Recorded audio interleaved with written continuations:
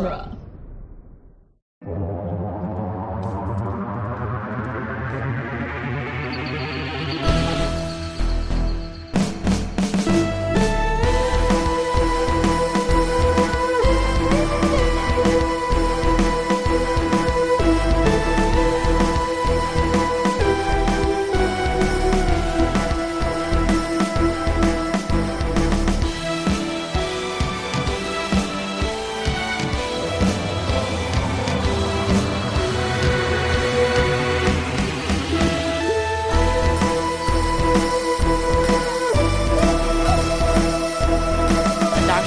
Long Way Round, the weekly podcast where we review, discuss, and recap every episode of Doctor Who, one doctor at a time. I'm Cassandra Fredrickson. I'm Scott Corelli. And I'm Nick Jimenez. And today on the show, we'll be discussing Attack of the Cybermen, which is the Sixth Doctor's second story. Yeah. So I've got a little bit of interesting background with this one. Please. And cause here's the thing, yeah, okay, so I'll just get right to it. So first off, this episode is directed by Matthew Robinson, who previously directed Resurrection of the Daleks, which this is a sort of like side sequel to that episode. That's where the character of Lytton comes from. And it's written by Paula Moore. Paula Moore not being a real person. Paula Moore is a pseudonym that has four possible people who could have actually written this episode. Oh, I love this already. So there's actually no because it's a pseudonym. There is actually no real credit as to who wrote it. So there's a lot of theories. So the biggest factor in all of this, Harlan Ellison, is that the biggest factor in all of this is Eric Sayward, the script editor at the time, which at the time in Classic Who, for listeners who are only familiar with New Who, and for Nick, there were two producer roles on Doctor Who. Mm-hmm. One was the producer, who was more of a production overall, overall controller, in the way the pop, if you will. And then there's the script editor, who is like the Stephen Moffat, Russell T Davies person. Right now, we just have showrunners who are just sort of like an all-encompassing thing. But back then, you had these were two very separate jobs. And so on the creative side, you had Eric Sayward, who was the script editor at the time, and then you had John Nathan Turner, who was the producer, the pop. Sure. So magnitude. Right. So Eric, well, I was pop, like from okay. So anyway, so Eric Sayward as script editor, one of the rules in writing for the BBC was that if you were script editor, you were hiring all the writers, which meant because you weren't hiring a writer's room, you were hiring writers for specific episodes. You, at the time, as script editor, you were not allowed to commission yourself as a writer. So what would happen inevitably, and this happened a lot during the Eric Sayward era, and this happened a lot during a couple of other eras as well. But what would happen inevitably is that the script editor would be forced to write a script because of time or circumstances, and in a way of getting around the rules, they would come up with a pseudonym, and then that pseudonym would take credit for writing the script, and then like no one would get paid, essentially. It's really weird, but it's like a show must go on kind of thing. So in this particular case, the biggest factor is that Eric Sayward obviously had to have some hand in writing this script. And the reason is because there would be no reason to use a pseudonym otherwise. So there are three possible things, and then a fourth one that is hilarious. So there is Eric Sayward and a woman named Paula Woosley. And this is the one that most people believe is the case. Paula Woosley was Eric Sayward's girlfriend at the time and would become his ex-girlfriend later because she would end up getting all of the money for Attack of the Cybermen, through, legal means, whatever. So Eric Sayward, the first theory is that Eric Sayward came up with the story, gave it to Paula Woosley. This was her first screenplay ever. She wrote it, and then he rewrote it almost entirely. And then Paula Moore is Paula with like a fake last name, essentially.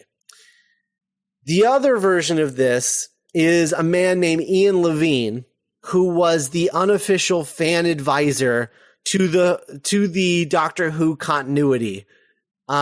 He was a friend of John Nathan Turner, and he supposedly came up with the ideas for this, and then Eric Sayward wrote the script, and then they used Paula Moore, and Paula Moore, he named it Paula after his girlfriend, but she didn't have any direct actual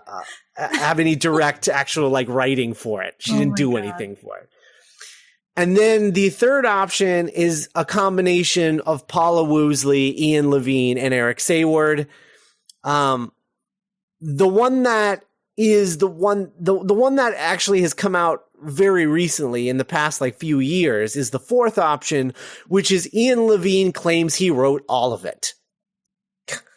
Okay. Ian Levine is a guy who is very outspoken about his work on Doctor Who.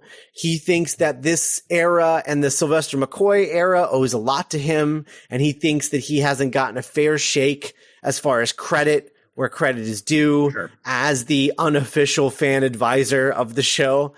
And he claims that he wrote Attack of the Cybermen in perpetuity. Like, he should own all of it, everything that is in it. It was his idea, and he wrote every word, according to him. However, according to Eric Sayward, he states that Ian only produced a couple of pages that contained an idea, a very brief outline for the story. And at the end of the day, Eric Sayward actually wrote the entire thing. Yes, Ian came up with some ideas, and he says that he will credit him for that, but he gives the impression that the whole concept was his and that Sayward just wrote it up, but that's not what happened. And then he says, despite what Ian says, Paula did make a minor contribution, Paula Woosley. Ian claims that she had nothing to do with the episode whatsoever and that he just named the pseudonym after her. But Eric Sayward claims that Paula did make a minor contribution, singular. Although she gets all of the money, which is particularly fair. Quote, "We don't talk anymore," unquote. Man. And let's put all of this in perspective and know that the script that they're all fighting over is Attack of the Cybermen. No, it's terrible. Like, this isn't exactly City on the Edge of Forever. No. No. So yeah, Paula Moore, pseudonym. And this was not the first time, and it certainly will not be the last time that we will talk about a pseudonym on this show. But I will say it's probably the most contentious. It's sort of like, it's sort of in that, quote, golden era of like comic books where, no one took really this very seriously. So the matter of credit is very murky because, no one was taking down the minutes back then. Right. Yeah. So yeah, that's how that worked. What do you think that it's got? I think it's what Eric Sayward said. Because what he says doesn't sound like bragging. It just sounds like a dude who is doing his job. Mm-hmm. And like, he has nothing to gain from it because, like he said, I don't make any money from this story. Right.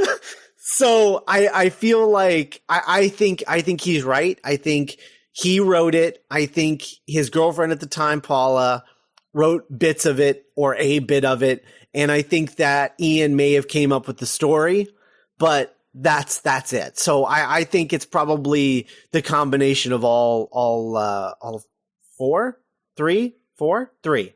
All three One of individuals. them's not real. Yeah. Yeah, right. You're right. Cassandra, what's your theory? My theory is that, I don't know. I wish this story didn't exist, honestly, but. Well, I think it was the Earl of Stratford.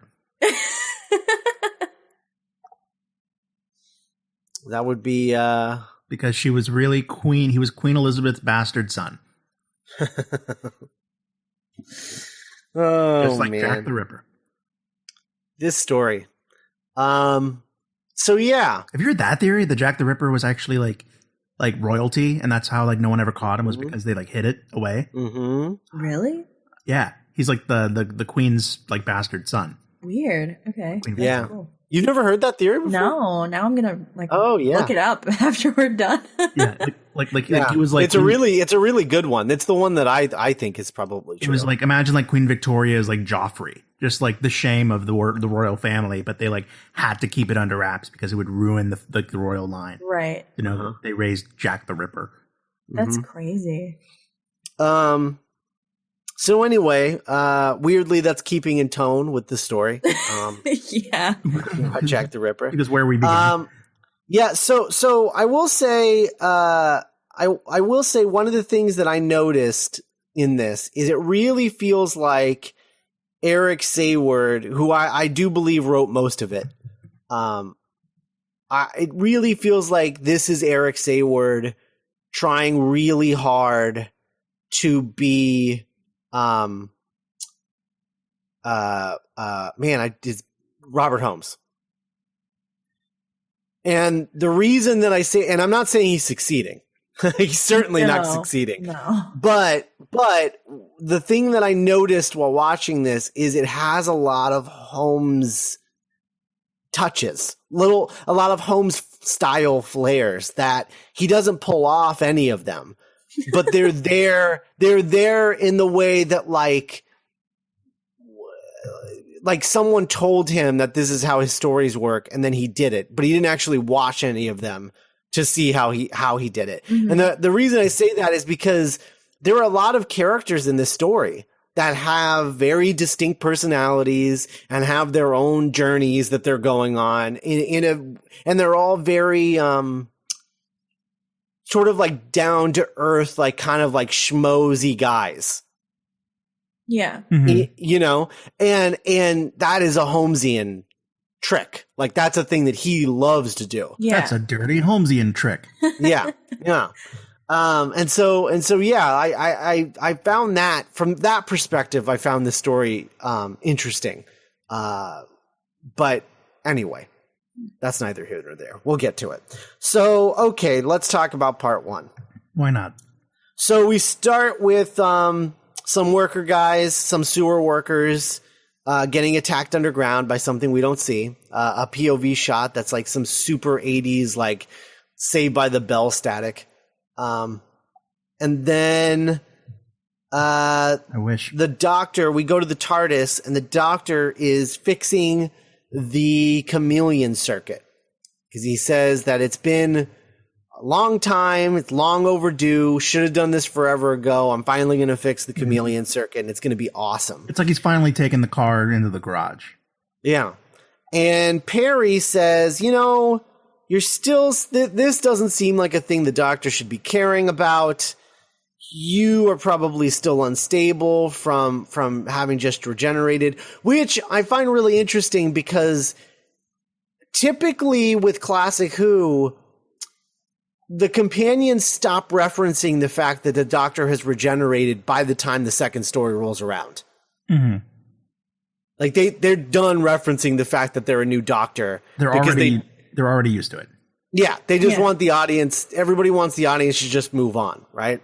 But with this case, they did that stupid thing where they introduced the new doctor as the season finale of last season. Right. And so coming into this season, they need to remind everybody where they are, and they had a chance to hear everyone, complain about this new Doctor and how much they hate him. And so they're just sort of continuously reminding people, no, this is the Doctor now. It's fine. You'll get used to him. It's going to be good. We know he's a jerk. Here he is. Yeah. And so there's a lot of that. And the problem is that they don't write him very well, because she says, you seem unstable, and the Doctor's response is, that's dumb, you're dumb. And then she says, maybe you should rest, and he says, that's dumb, you're dumb. And that's sort of his general opinion of Peri as a person, is anything that comes out of your mouth is dumb, and you're dumb for saying it. And it's a problem. Yeah. It's a problem. It's just really kind of, I remember us talking about it the first time that we met this Doctor, but it's not fun to watch the Doctor be cruel to a companion, because the Doctor has all of the power in this relationship. Mm-hmm. And it's like you're in my house, we go where I want to go, and you can't leave. And it's just kind of like uncomfortable to watch. And I feel bad for Peri, and I want Peri to like go home, and I don't want her to be with this Doctor anymore, Whereas, when all the best relationships with the Doctor and a companion are like, welcome, I'm going to show you a good time, and we can go wherever you want. And I'm your imaginary friend / boyfriend / uncle / dad, whatever you need me to be. Mm-hmm. Let's go. And there's a kind of wish fulfillment to it, and you want to be the companion, but this is almost like watching Stockholm syndrome, or like Act 1 of Beauty and the Beast. Yeah. Well, I mean, in a lot of ways, this era is like, this is essentially the DC cinematic universe of Doctor Who. Yeah. I mean, it's dark. And it's like dark for no reason. It's a fundamental misunderstanding of the character. It's very violent. And what makes the character work. It's not great. It's not great. Not great, It's Bob. not great. So then we cut to a heist crew pulling up in front of a diamond exchange. And they want to go in there. And they want to rob the place. They want to steal the diamonds, as you do as a heist crew pulling up outside of a diamond exchange. And they are talking about how they're planning on doing this in a couple of weeks. And the leader of which, who we will later learn is Lytton, which we would know had we watched Resurrection of the Daleks before this. Thanks, guys. Sorry. It's a time travel show. It doesn't matter. It's fine. It's fine. It's funny though, because like when he's first introduced in this story, you're just like, he's introduced as literally the most 80s businessman that has ever businessed in the 80s. We're talking like RoboCop meets Blank Check meets like Wolf of Wall Street. Like he's just pinstripe suit, white collar. Like, he just looks like he stepped off of Wall Street, or the British equivalent. In the bathroom. Yeah, it's incredible. It's incredible. Yeah. He tells them all to get to work, and you just kind of expect that he's just going to go in the bathroom and like just like jam an 8-ball, like man, the most 80s guy ever. I gotta say, immediately, like my thing watching it is I was so in when it was about bank robbers. Because I just was getting such like a Matthew Vaughn, Guy Ritchie, like Bank Job kind of vibe. You guys ever see The Bank Job? No. With Jason Statham, England's greatest actor. No, it's good. It's like it's set in the 70s, and he like doesn't kick people a lot. It's like actually like a movie. But yeah, I was getting really good. He doesn't kick people a lot, so only like half a dozen times. Sure, I mean, when he has to throw down, he has to throw down. My man knows how to kick. But he uses his brain to kick just as much as he uses his legs to kick in The Bank Job. Yeah, I was a bit like this episode has a lot of promise. Yeah. Like basically until the Cybermen show up, and even a little bit after, but not for much longer after. Because at that point it's just a bunch of Cybermen at consoles doing stuff, and you're like, "What are you doing?" And there's no answer. They're just doing stuff at consoles. Yeah. Blurp, blurp, blurp, blurp. Yeah. But yeah, so then we cut back to, so they're supposed to do it in 2 weeks, but the boss, Litton, he says, no, we're going to do it today. And they're like, today? Give a guy a little notice. And he's like, who needs notice? Let's do this. And then we go back to the TARDIS, and they're flying past Halley's Comet, and, That's not a euphemism. no, they're flying past Halley's Comet, and Peri says, you know, Halley's Comet only comes around this many, so and so many years on the planet or across the planet, and every time it does, it's said to be an omen of bad things to come, and the Doctor just snorts and says, "That's dumb. You're dumb." He's consistent, if nothing else. Yeah, and I'm already kind of knowing how what Whovians think of Peri. It just kind of like added to like, I really have a lot of sympathy for this character, and I think she's kind of underrated. Yeah, it's just unfortunate. Like, I think she could have been an interesting character. They just don't ever let her be interesting. Do people not like Peri? I thought I heard from you guys that people kind of didn't like her because of like her like outfits and stuff. Lady Whovians, I don't think, tend to respect Peri as a character because they understand what she represents, which is Sex appeal. allowing some TNA on Doctor Who. Yeah. And they made her like American, so there's like, like the American bimbo stereotype. Sure. It's yeah. It kind of reminds me of what I remember people first saying about Billie Piper, with her being like a pop star.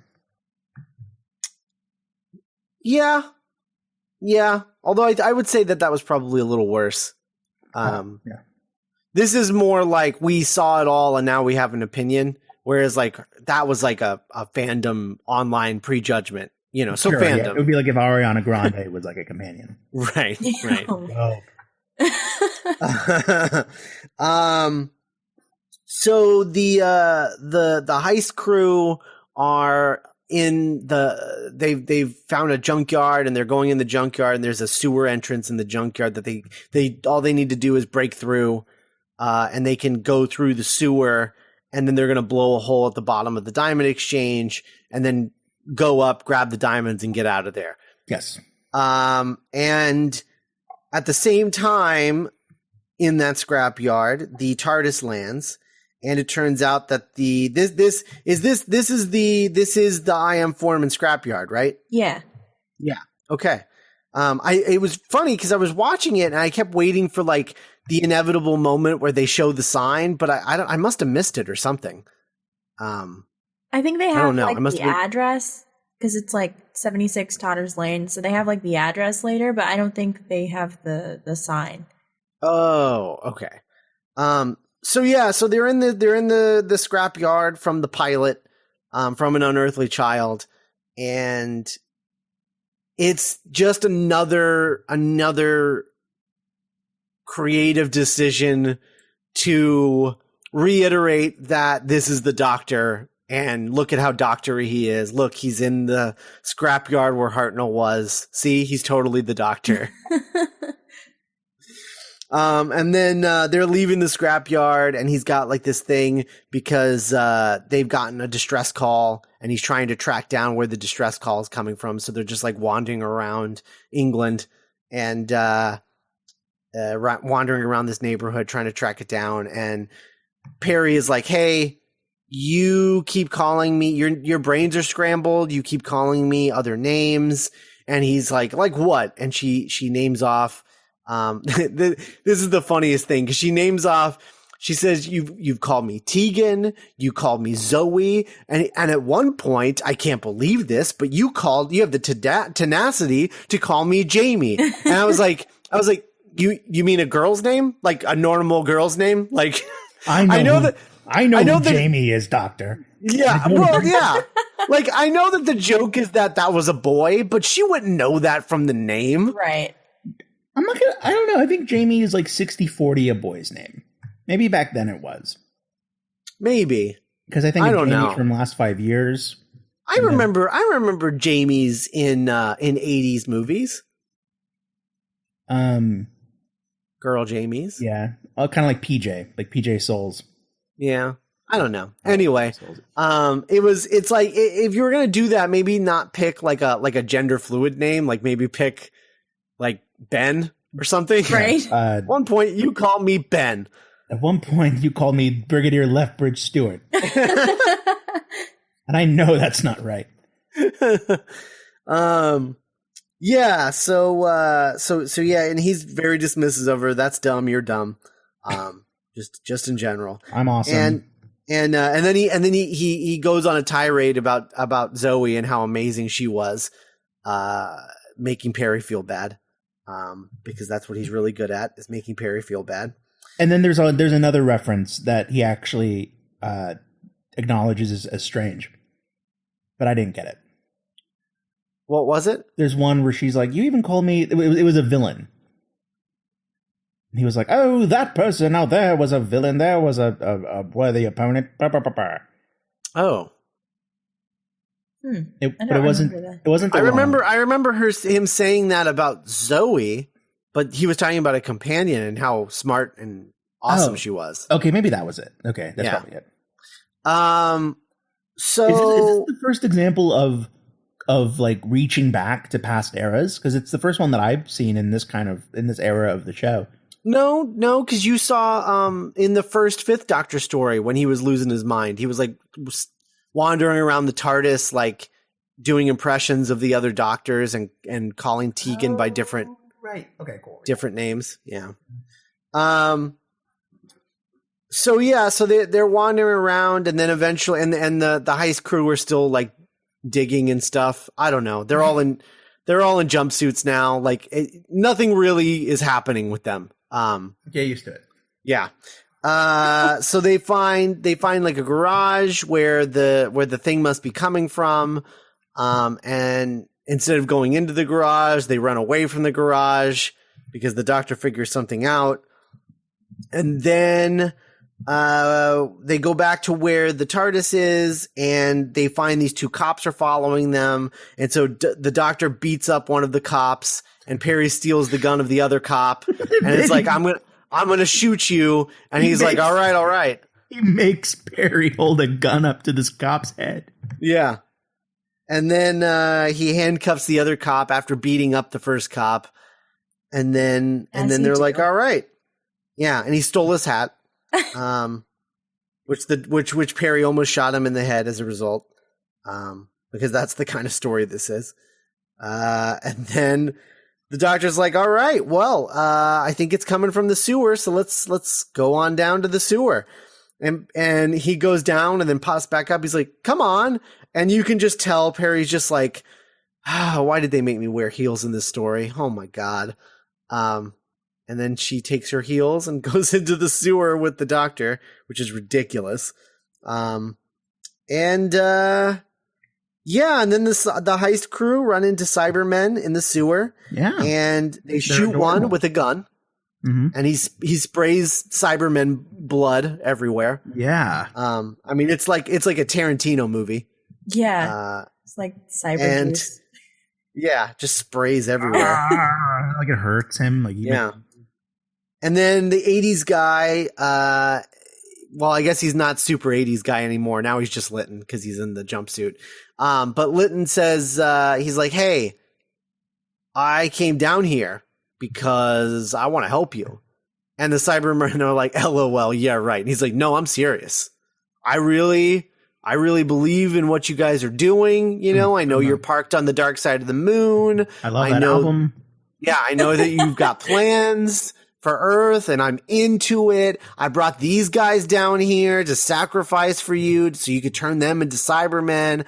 I want to help you guys out. Let's work together. And their Cybermen are like, I don't know. And he's like, come on. They're like, yeah, I guess we can trust you. I don't think you're cool enough. So then randomly we cut to two guys in a rock quarry. As you do. Oh, Doctor. And yeah. And these two guys in a rock quarry are apparently on another planet. And they Telos. Telros, isn't it? Telos? Telos? Isn't there an R in there or no? No, it's Telos. Oh, Telos then, I guess. I don't know. Telos? So they're on Telos, which the Cybermen have taken control of, but have like totally like wiped of all of its resources, and they're ready to get out of there. Now it's just a quarry. Yeah, now it's just a quarry. And so one of the only times in Doctor Who history where there's a reason for it to be a rock quarry.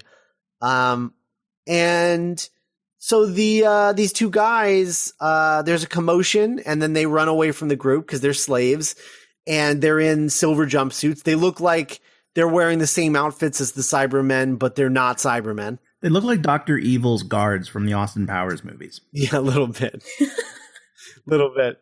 And so then they're going to run away from the Cybermen, and they're like, okay. One of them is like, okay, I know how to get us off this planet, but we need a third person. And we lost one of them because in the scuffle, one of them got shot and died.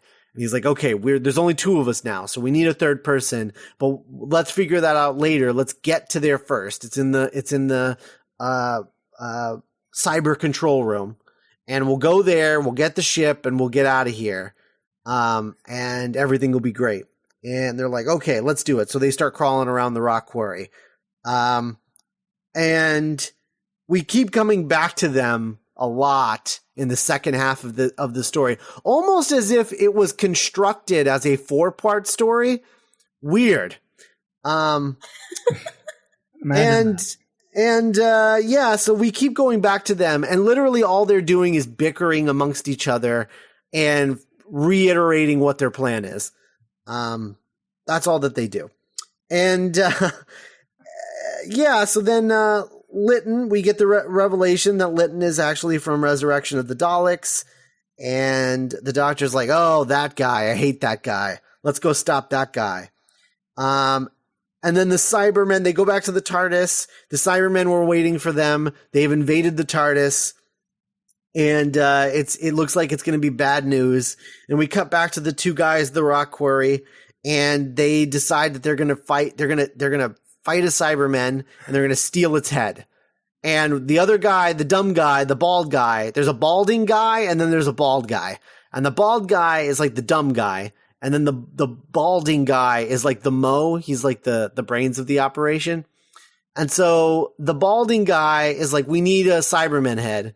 And the bald guy is like, do we though? Like, do we need a Cyberman head? Spoilers for later. They did not need a Cyberman head. They didn't need to do a lot of this. No. So they're like, do we need a Cyberman head? And the balding guy is like, no, we totally need a Cyberman head. So they attack a Cyberman and they cut off its head. And then he throws the head at the bald guy. And he's like, all right, now hollow it out. And he's like, why would I need to do that? He's like, cause you're going to put it on your face. What? Yeah, we're gonna Han Solo, Chewbacca, the Death Star, this business. And he's like, that's so dumb. And he's like, you got a better idea? And he's like, no, I'm the dumb bald guy. So he gets to work. Dumb bitch. So he goes to work hollowing out the Cybermen head, just in time for us to cut back to the TARDIS, where the Cybermen is like, hey, kill that Peri woman. And the Cyberman's like, okay, and goes to kill her, and she screams, and that's our cliffhanger for part 1.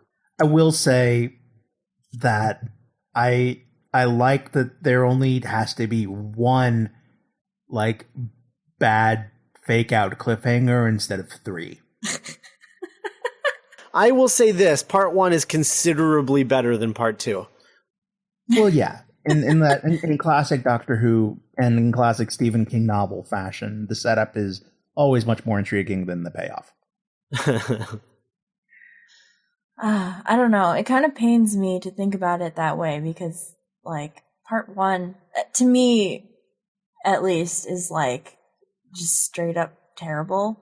But yeah, I hate this story. I don't know if we've like talked about that before, but I hate this story so much. This story kind of encapsulates to me everything I dislike about this era of Doctor Who.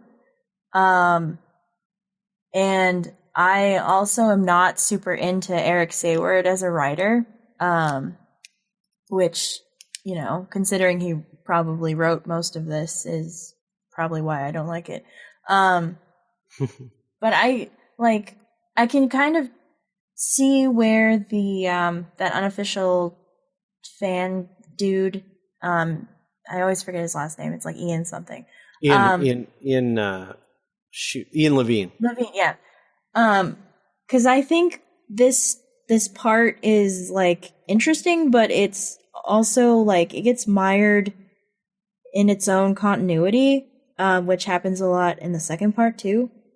And I kind of trace it to that guy because, like, I don't know. For me, Doctor Who, like, continuity, because it's a time travel show, so continuity, like, doesn't matter.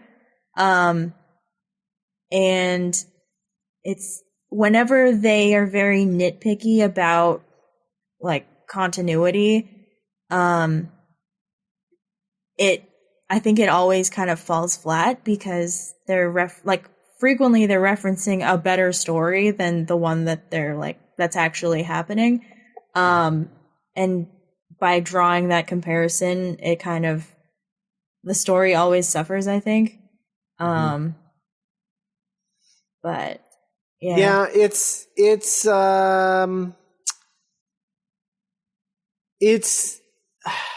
yeah, I mean it's not that part of it isn't great. I mean it sucks that this couldn't just be a Cybermen story. It had to be like a sequel to 2 other stories. Right. But it's also them, I think, trying to win over Doctor Who fans and not really knowing how or why or right. Yeah. Yeah, because at this point, you know, they introduced Colin Baker last season and everyone hated him so much. And so they're beating them over the head with the history of Doctor Who in this story. Right. And it's a bit much. And they're doing that while at the same time spending so little time with this new Doctor. Yeah, I also like Eric Sayward, I think, especially in Colin Baker era, he has no interest in the Doctor. Like, he's always interested in the characters that he comes up with, which I understand because they're your characters, but he doesn't do a good job of, like, balancing it. So, like, I mean, with the twin dilemma last time, like, the Doctor and Peri were, like, in the TARDIS for over half of the story, and then, like, they kind of collide with the plot, which also happens here. It takes them less time, but they're very, like, isolated, and then they just kind of, like, they don't actively, well, I guess the Doctor actively seeks it out, but that's because the plot wants him to. Like, they aren't, like, agents of the story. The story just kind of happens, and they're there, you know? Which works sometimes if you do it right, but he is not interested in doing it right or doesn't know how to do it right, you know? So I don't know. I'm like not. He's arguably the worst script editor the show ever had. I mean, he's definitely like, I think he's memorable because of what he brings to the table, but everything he brings to the table sucks. So, So, but at least he's memorable. Yeah, because like it's interesting that you brought up Robert Holmes, because like Robert Holmes, in my opinion, and I know a lot of people disagree, but Robert Holmes, in my opinion, is like the greatest script editor, or at least one of them. Who could possibly disagree with that? Oh, there's a lot of like fans Me. There's a lot of fans that I've encountered, like back in ye old days on like Blogspot when I was editing the blog, who were not into Robert Holmes, and they're more into like the 70s campy stuff, which is fine. Like that's just not what I'm interested in. Oh boy. Yeah. So it's interesting that Eric Sayward was trying to like copy Robert Holmes. Like, I don't know, like all good intentions, I guess. Cause Sure. like, Well, because Eric Sayward, I mean, it's a known fact that Eric Sayward was a huge fan of Robert Holmes, because he kept trying to bring him back to write episodes. Yeah. And Robert Holmes kept begrudgingly coming back and writing an episode here and there, and kept basically leaning on Robert Holmes to save the show when he couldn't figure out how. Right. So yeah, I mean, I think it's a situation where, you know, he really likes Robert Holmes, but he doesn't understand why. Yeah. And he doesn't, like, you know, he doesn't know what, like story components. Like, I think, because the Robert Holmes era is also arguably like pretty violent and dark. And like pretty much like you said earlier, it's like, that's so funny. It is like the DC universe of Doctor Who, because they're focusing on all DC cinematic universe. Thank you very much. The Sorry. DC extended universe. like the current movie atmosphere of like DC Yes. stuff. That's not, yeah. You know what I mean. The Biff horrific timeline. Where Superman's a dick. Harley and Joker in a loving relationship. It's Grody like that. to the max. Grody to the max. Oh, you're quoting the Joker. Oh boy. But yeah, no, like they're focusing on all the wrong things, or not like the wrong things, but like they're going about it in a way that does not work at all. Mm-hmm. So yeah, no, all of that is totally valid. Makes sense. yeah, Makes sense to me. and like I guess because the 80s, like that's like the 80s aesthetic, but the 80s aesthetic doesn't really work for Doctor Who. Mm-hmm. It really does feel like Eric Sayward was trying to turn Doctor Who into like a canon film. Yeah, I mean, like there's a scene right at the end of part 1 where what's his name, Lytton? Is that how you say Lytton? Yeah, Lytton. Where he just empties a clip into a Cyberman's mouth. Yeah. Yeah. And I was kind of like, oh, that's kind of cool, but it was like, this is not Doctor Who. Yeah. Because like, you know, my little 8-year-old boy brain was like, oh, you just shot that robot in the mouth. And then I was like, whoa. And then, you know, to say nothing about some of the things that happened in part 2. Mm-hmm. I believe I remember doing some preliminary research on the TARDIS wiki. This is actually one of the few Doctor Who episodes to get like an MA rating. Because of the amount of blood and you know, the men are strangled by the Cybermen instead of you know, the old shoulder touch that we come to know and love. Right. Totally. So tell us about part 2, Nick. Well, I'll for the sake of brevity, I'll just stick to the big stuff. So surprise, Peri isn't dead. Seconds, no, not even, I think a second after the scene that ends part 1, the Doctor's like, no, don't kill her. And Peri's like, oh, thank the maker. And for some reasons, the Cybermen listen to him. Yeah. Okay. And so he set the TARDIS coordinates for Telos, and is in a room with Peri, Griffith, and Litton. Litton's like, "Hey, it's me. The Cybermen have captured a time ship, and they're gonna do some crazy stuff to it." And the Doctor's like, "How do you know so much about this?" And Litton's like, "I'll never tell."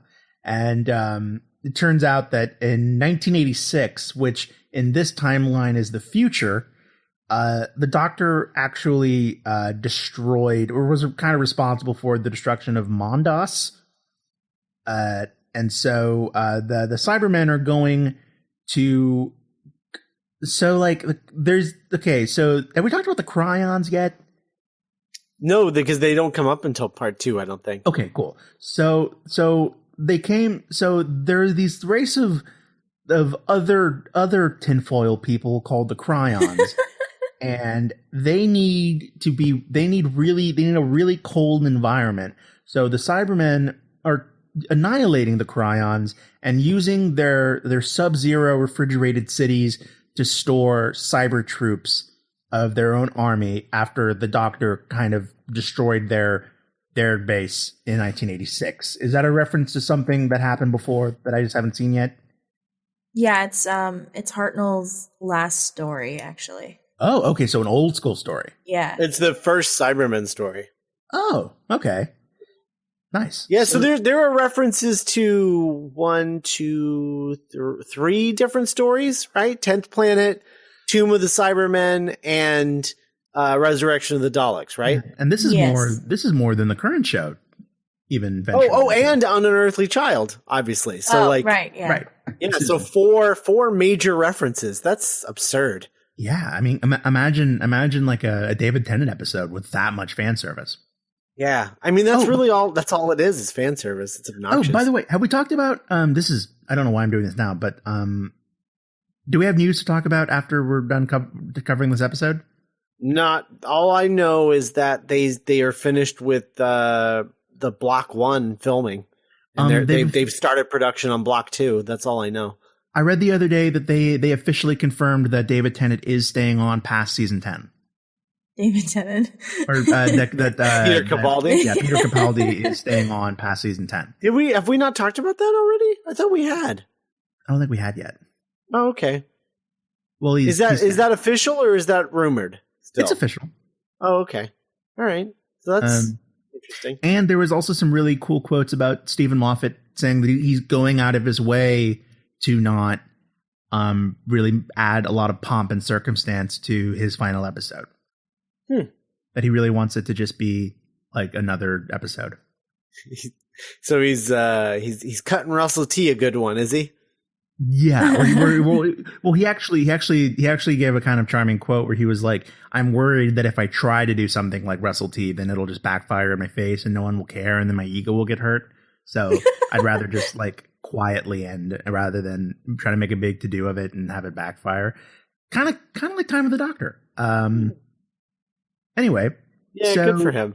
So speaking of sabotage, the Doctor goes to town on the navigational controls, and then rather than cyber control, the TARDIS lands in the catacombs of the Cryon world, and it assumes the shape of a gateway because he fixed that chameleon circuit.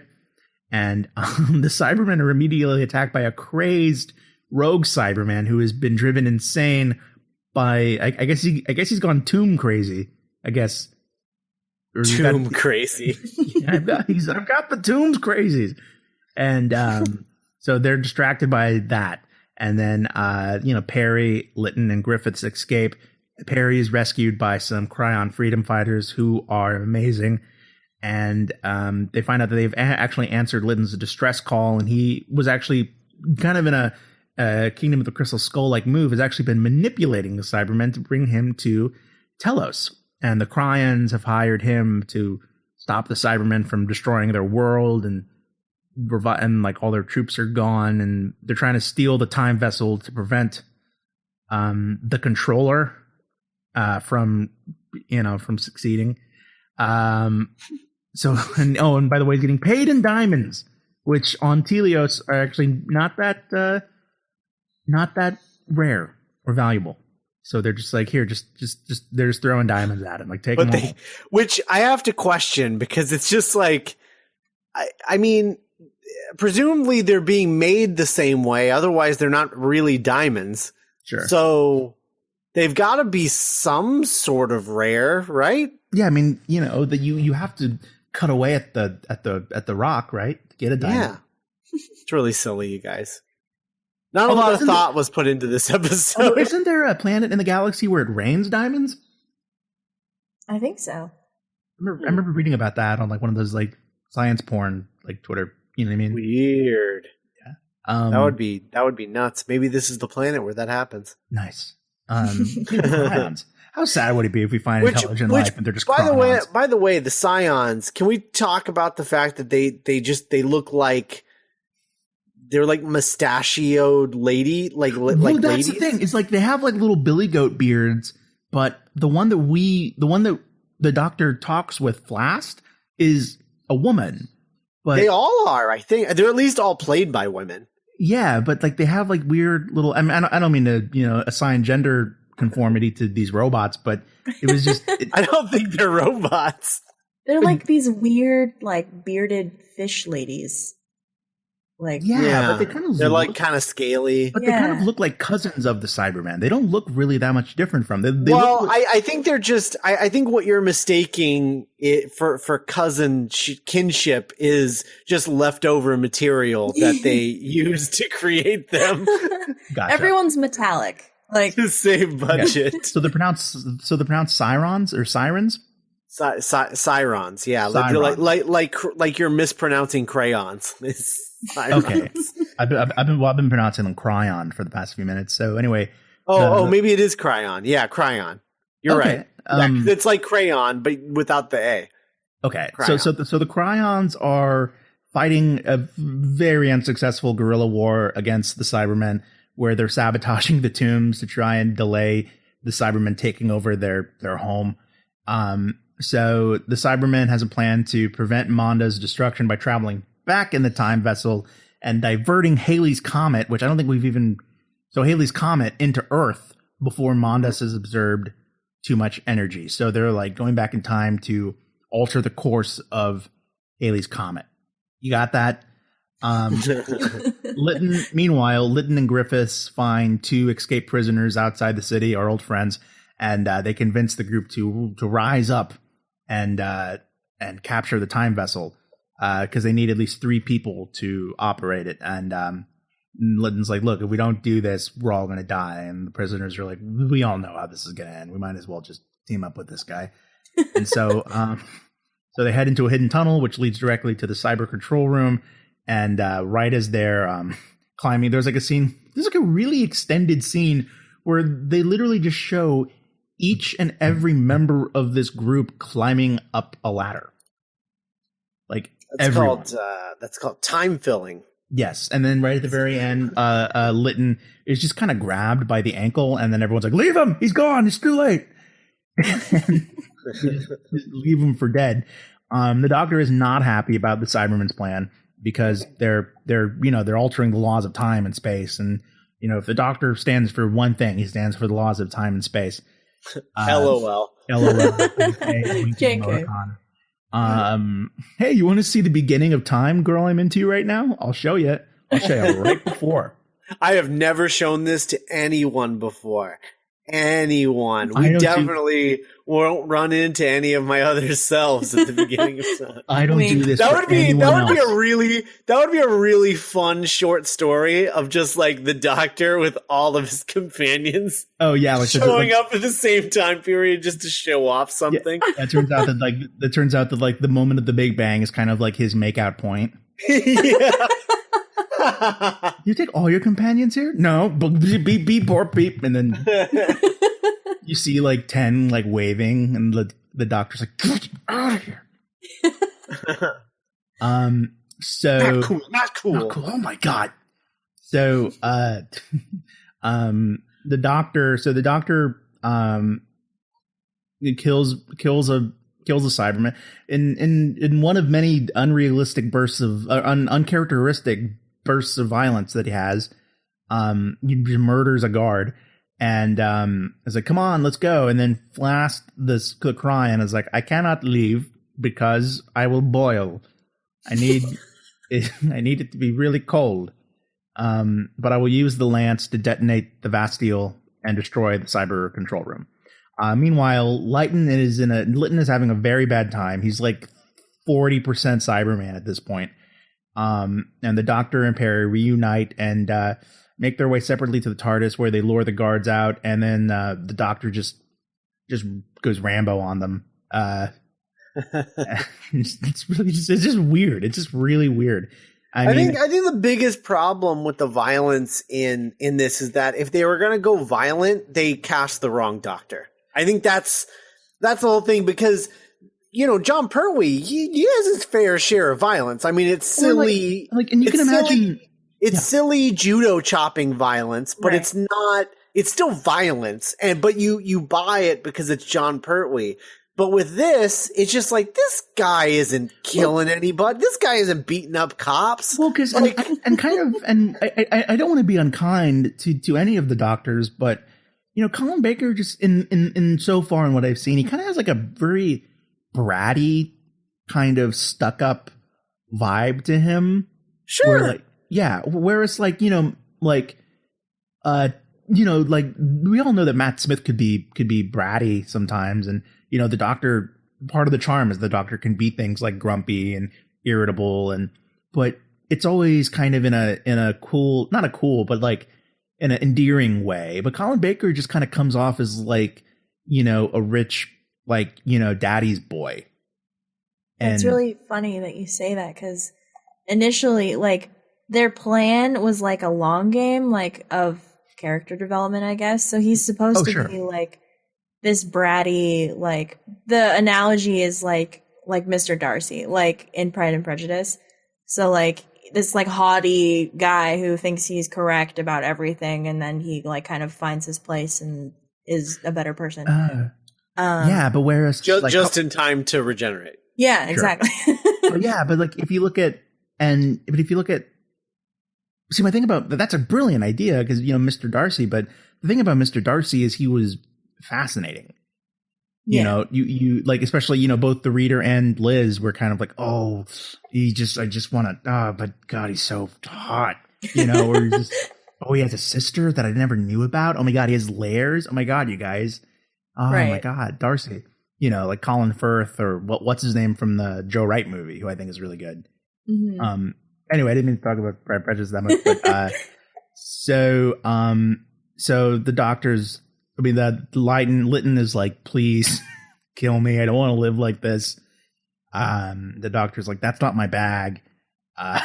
Looked it. No. I'm not that kind of Doctor.